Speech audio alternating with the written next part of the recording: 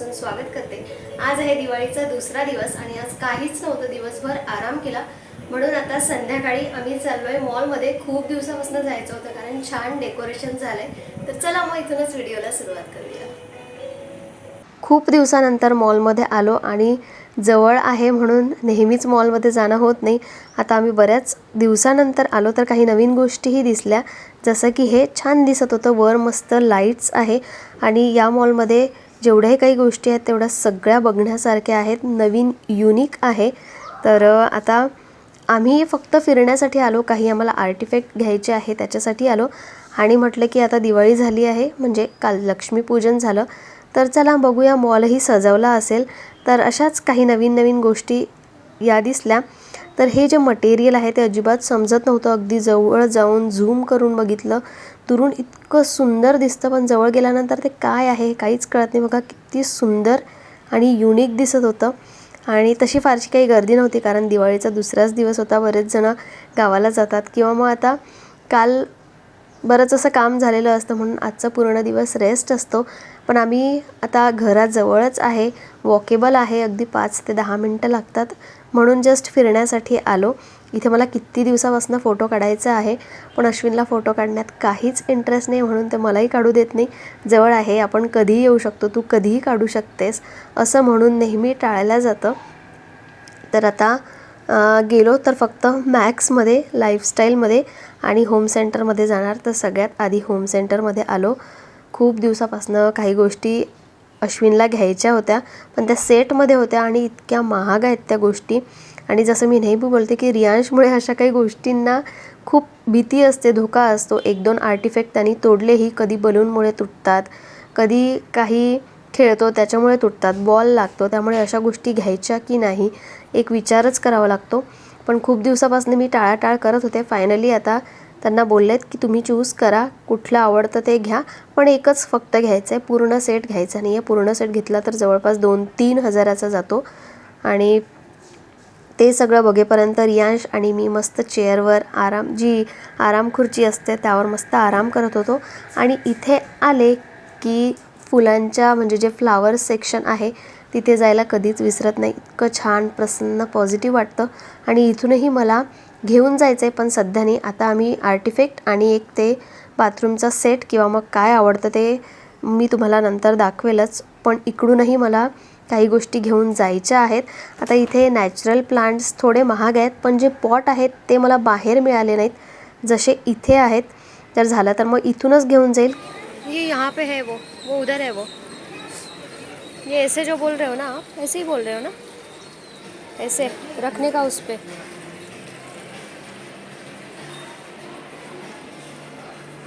ये देखो ये ऐसे पॉट में रख सकते हो उसको, वो बहुत ही छोटा हो जाएगा। ये ऐसा बड़ा पॉट चाहिए ताकि वो ऊपर आए और उसके ऊपर एक बड़ा सा मस्त नेचुरल पौधा। यार ये कुछ ज़्यादा ही महंगा। या तो ये भी रख सकते हैं, हाँ मतलब मार्बल का वो भी रख सकते हैं उस पर।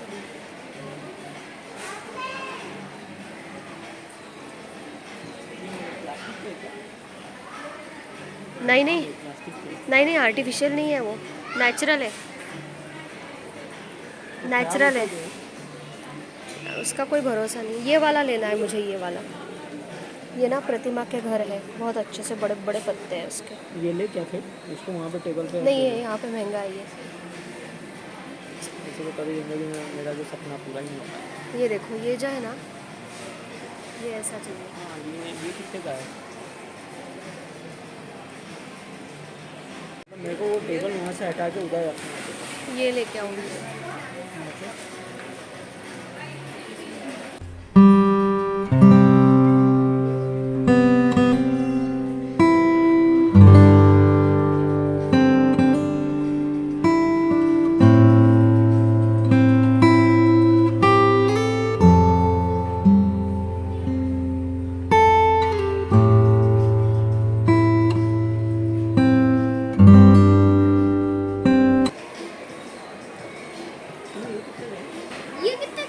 उसके नीचे होगा, देखो उठा के नीचे होगा उसके नीचे।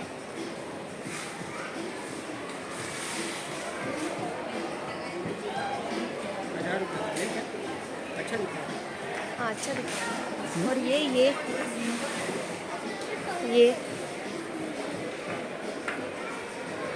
1000 रुपये का। हाँ ये सही है, ऐसे सही है। होम सेंटरमधून आर्टिफॅक्ट आणि अजून एक गोष्ट घेतली आणि ज्यासाठी रियांश मॉलमध्ये येतो, फायनली तिथे जातोय. आता तिथे तो 3-4 गेम खेळेल आणि तेव्हाच कुठे त्याचं मन भरेल. याचसाठी स्पेशली तो मॉलमध्ये येतो.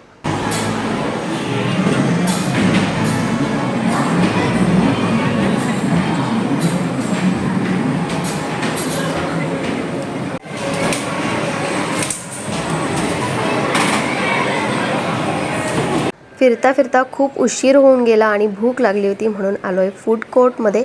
तर इथे थोडंसं काहीतरी खाऊ आणि त्यानंतर मग घरी.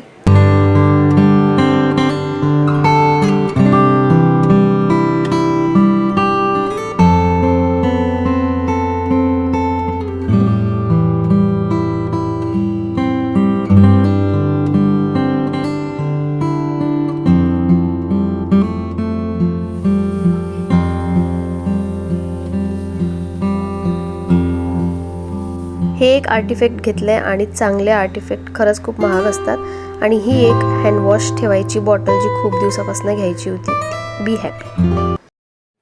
अभी बस है इधर आर्टिफैक्ट, अभी नहीं चाहिए. बस बीच का एक हाथ चेंज किया तो चेंज, नहीं तो नहीं चाहिए. मला वाटले की मॉल एकदम सजवला असेल आणि सजवला असेलही, पण तो फ्रंट साईडने सजवला असेल. आम्ही विचार केला होता की फ्रंटला जायचं, पण टाईम झोनमध्ये वेळ लागला. त्यानंतर फूड कोर्टमध्ये सगळ्यात जास्त वेळ लागला. एकदा का ऑर्डर दिली की अर्धा तास मिनिमम लागतो. आणि म्हणून मग मेन एंट्रन्स म्हणजे मॉलचा जो मेन एंट्रन्स आहे तिथे जायचं विसरलो आणि तिकडून डायरेक्ट मग घरी आलो. तर 2 गोष्टी घेतलेल्या, एक म्हणजे ते आर्टिफॅक्ट आणि दुसरं हँडवॉशर काय म्हणतात त्याला, ती बॉटल. खूप दिवसापासून अश्विनला या 2 गोष्टी घ्यायच्या होत्या, पण मीच म्हणत होते की कशाला हव्यात. आर्टिफॅक्ट आहेत आता बऱ्यापैकी आणि आता तरी म्हणजे झालेत, आता तिथे जागाही नाही आहे.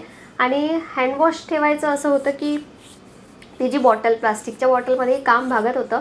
पण ठीक आहे म्हटलं, त्यांची इच्छा आहे, ते चांगलं दिसतं. नेहमीसाठी फक्त भीती त्याला रियांशपासनं असते, कारण त्याला त्याच्यामुळे खूप गोष्टी तुटतात किंवा मग त्याच्यामुळे काहीतरी असं नुकसान होतं आणि त्याच्यावरच नाव येतं. कारण बॉल खेळत असतो, कधी कधी एरोप्लेन उडवत असतो, त्यामुळे अशा गोष्टी त्याच्याकडूनच होतात. आणि म्हणून मग त्या घरात आणायच्या का असा विचार येतो. सेंटर टेबलही अश्विनला तिकडचा एक खूप आवडतो, पण सध्या सेंटर टेबलसाठीही मी नाही म्हणते, कारण रियांशची खेळण्याची स्पेस अजूनही तीच आहे. अजून बघू, थोडासा विचार करू. मलाही वाटतं की हॉलमध्ये आणखी थोड्याशा गोष्टी पाहिजेत, जसं की सेंटर टेबल लागणार आहे. त्यानंतर डायनिंगचाही विचार आमचा आहे, पण बघू आता नवीन वर्षात किंवा मग आता 1-2 महिन्यात, म्हणजे तेच नवीन वर्षानंतर बघू. आणि त्यानंतर मला काही हेअर ट्रीटमेंटबद्दल आलेले प्रश्न आहेत, त्याची उत्तरे द्यायची आहेत. आणि म्हटलं त्याचसोबत माझा हेअर ट्रीटमेंट एक्सपिरियन्सही तुमच्याशी शेअर करेल. तर माझा एक्सपिरियन्स सोप्या भाषेत सांगितलं तर खूप छान आहे. अजूनही छान वाटतं. जेव्हापासून मी हेअर ट्रीटमेंट घेतली, मला एक वेगळाच कॉन्फिडन्स, एक वेगळा लुक मिळाला आहे. आणि मी हेअर ट्रीटमेंट जूनमध्ये केलेली, जूनच्या एंडिंगला. आता नोव्हेंबर आहे, तर जवळपास 5 महिने होतील. तर 5 महिन्यात माझा ओव्हरऑल एक्सपिरियन्स मस्त होता. मस्त म्हणजे खूप मस्त होता, कारण पहिलेचे माझे केस अगदी कर्ली होते. मला एखादा फोटो मिळाला असेलच, पण मागच्या साईडनी जर मिळाला तर मी तो तुमच्याशी साईडला शेअर करेन. आणि जेव्हा ट्रीटमेंट करायच्या आधी मला मागे फक्त एक पोनी बांधावी लागायची, लाईक अशी करून. आणि सेम तीच हेअरस्टाईल करून मला कंटाळा आलेला. साडीवरही तीच हेअरस्टाईल, वेस्टर्न ड्रेस घातला तरीही तीच हेअरस्टाईल. तर आत्ताही सेम आहे, पण आता अशा केसांवर, म्हणजे असे केस मोकळे सोडले की ते कशावरही सूट होतात. मला असं वाटायचं की तसं तर आपण हेअरस्टाईल करतच नाही, पण एखादा वेस्टर्न ड्रेस घातला किंवा मग कधी केस मोकळे सोडावेसे वाटले तर अजिबात मी सोडूच शकत नव्हते. आणि आता सध्या कम्फर्टेबल आहेत. खूप जास्त हेवी हेअर माझे नाही आहेत, पातळच हेअर होते, पण तरीही छान एक्सपिरियन्स होता. 5 महिने होतील आणि जवळपास 6-7 महिन्यानंतर परत मी एक ट्रीटमेंट घ्यायचा विचार करते, कारण आपल्याला इथे बेबी हेअर असतात, त्याची ग्रोथ होते आणि चेहरा धुताना नेहमी या साईडला पाणी जास्त लागतं. हे जे हेअर आहे या साईडला पाणी जास्त लागतं. त्यानंतर आपण असे केस बांधून जेव्हा केस धुतो तेव्हा या मागच्या साईडलाही पाणी जास्त लागतं. त्यामुळे तिकडचं जी ट्रीटमेंट केली आहे तिकडचं थोडंसं गेलं आहे. जसं इथे दिसत असेल की नॉर्मल हेअर आहे आणि मागच्या साईडलाही कर्ल नाही पण एक स्ट्रेटनिंग किंवा मग स्ट्रेट हेअरचा जो काय म्हणतात त्याला स्ट्रेट हेअर जे आहे त्याचं थोडंसं ट्रीटमेंट तिकडे कमी दिसते आहे. बाकी ओव्हरऑल आत्ताही अजून स्ट्रेट हेअर आहे.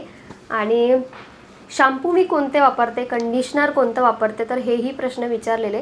तर मी लोरियल प्रोफेशनल पॅरिसचं हे शॅम्पू वापरते. यामध्ये बरेचसे ऑप्शन येतात. पहिले मी मला आठवत नाही आहे आता वेगळंच कोणतं तरी घेतलेलं, ते डॅन्ड्रफ फ्री नव्हतं. त्यामुळे जेव्हा पहिले ट्रीटमेंट केलेली त्यानंतर 1 ते 1.5 महिना आय थिंक 2-3 महिने तेल लावायचं नव्हतं आणि त्यामुळे मला एक प्रॉब्लेम झालेला की हेअर खूप ड्राय झाले होते. हेअर ड्राय नव्हते, स्काल्प खूप ड्राय झालेला आणि त्यामुळे मग मध्ये असं डॅन्ड्रफ दिसायचं आणि ते चांगलं वाटायचं नाही. त्यामुळे मग मी शॅम्पूही चेंज करायचं ठरवलं आणि तेल लावणंही मग तेव्हापासून चालू झालं. तर तो प्रॉब्लेम तेव्हापासून आला नाही. तर आताचा माझा शॅम्पू आहे detoxifying shampoo with tea tree oil आणि डॅन्ड्रफ प्रोन स्काल्प आहे. तर हा शॅम्पू मला व्यवस्थित सूट झाला. पहिलेचा माझा डॅन्ड्रफ फ्री नव्हता म्हणूनही कदाचित डॅन्ड्रफ झाला असेल आणि नॉर्मल त्याचंच सेम कंडिशनर. तर हेच सध्या मी आता वापरत आहे आणि थोडीशी केअर घ्यावी लागते. म्हणजे आता मी हेअर वॉश करते तर बोरिंगच्या पाण्याने करत नाही, जे कॉर्पोरेशनचं पाणी येतं त्या पाण्याने मी हेअर वॉश करते. आधी मी अजिबात काळजी घ्यायची नाही. त्यानंतर केसही मी आता थोडं 4 दिवसानंतर धुते. पहिलं अगदीच 2 दिवस झाले की मला केस धुवायला लागायचे, कारण खालून त्यानंतर इथूनही केस अगदी झाडूसारखे व्हायचे आणि चांगलं वाटायचं नाही. आता आपल्याला इतक्या लोकांसमोर प्रेझेंट व्हायचं असतं तेव्हा आपल्याला स्वतःलाच वाटतं की आपण छान दिसावं, प्रेझेंटेबल दिसावं. तर आपल्यालाच आपण छान दिसलं पाहिजे असं वाटतंच. दुसऱ्यांना कसं दिसतं यापेक्षा आपण स्वतःला आवडतो का, आपल्याला ती गोष्ट चांगली दिसते का, हे महत्त्वाचं आहे. आणि त्यानंतरच मग आपण कॉन्फिडंटली लोकांसमोर जाऊ शकतो, बोलू शकतो. तर या गोष्टी आपण खूप अवॉइड करतो की काय गरज आहे, मी हाऊसवाईफ तर आहे, मला कुठे बाहेर जायची गरज आहे. पण या गोष्टीमुळे खरंच एक वेगळा कॉन्फिडन्स येतो आणि आपल्या लुकमध्ये चेंज तर येतो. बऱ्याचशा गोष्टी आहेत, बऱ्याचशा गोष्टी मला तुम्हाला एक नवीन व्हिडिओ येणार आहे लगेचच, त्यामध्येही मी बऱ्याचशा गोष्टी शेअर करेल. पर्सनल ग्रूमिंग टिप्स मी त्यामध्ये शेअर करणार आहे की काय काय पॉईंट्स तुम्ही लक्षात ठेवायला पाहिजे. तर या गोष्टी आहेत. ओव्हरऑल माझा एक्सपिरियन्स मी तुमच्याशी शेअर केला. डॅन्ड्रफ आता मला अजिबात नाही आहे आणि जसं मी सांगितलं की या साईडनी थोडंसं ट्रीटमेंटचा असर जो आहे तो कमी होतो आहे आणि मागच्या साईडनी, कारण दोन्ही साईडनी पाणी जास्त लागतं. त्यानंतर केस 2 दिवसांनी धुवायचे नाही, 4-5 दिवसांनी मिनिमम, म्हणजे 15 दिवसाला 3दा केस धुणं झाले पाहिजेत. खूप जास्त हेअर वॉश करायचा नाही. त्यानंतर तेलही धुवायच्या आधी रेग्युलर लावायचं आणि थोडे दिवस झाले की केस थोडेसे रफ व्हायला लागतात. आय नो पहिल्यापेक्षा थोडासा रफनेस आहे आणि केस गळण्याचा प्रॉब्लेम पहिले जसा होता तसाच आहे, त्यात काहीच बदल झालेला नाही. उलट पहिलेपेक्षा मी म्हणेल की आता कमीच आहे, कारण पहिले केस धुताना इतके केस जायचे की असं दोन्ही हातांनी केलं की असे केस यायचे. पण आता तेवढे केस जात नाही, कारण गुंता होत नाही. जेव्हा आपल्या केसांमध्ये गुंता होतो तेव्हा जास्त केस जातात.